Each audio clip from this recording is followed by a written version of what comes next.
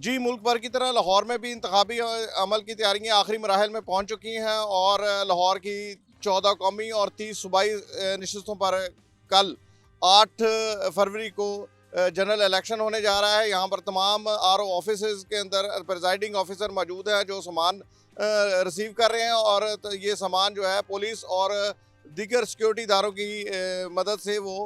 Polling station तक पहुँचा रहे हैं। और आज रात से ही वो तमाम पोलिंग स्टेशंस बंद कर दिए जाएंगे जहां पर कल सुबह 7 बजे पोलिंग का आगाज़ किया जाएगा। ये बात काबिल ज़िक्र है कि गुज़िश्ता रोज़ रात से ही तमाम तर सियासी सरगर्मियों को मुअत्तल कर दिया गया था और तमाम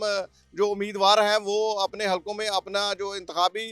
जो शेड्यूल है वो मुकम्मल कर चुके हैं। और उसके बाद कल होने वाले जो इंतखाबात हैं उसके अंदर तमाम तर पार्टियाँ जो है वो पोलिंग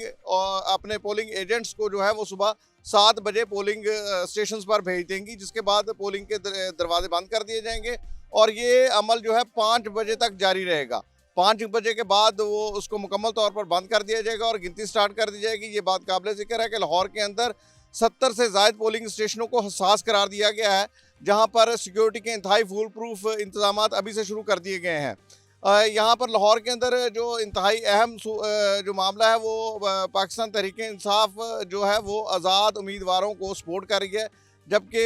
पाकिस्तान मुस्लिम लीग नून के उम्मीदवार जो है वो बड़ी तादाद में हमें हर सीट पर खड़े नज़र आते हैं, जबकि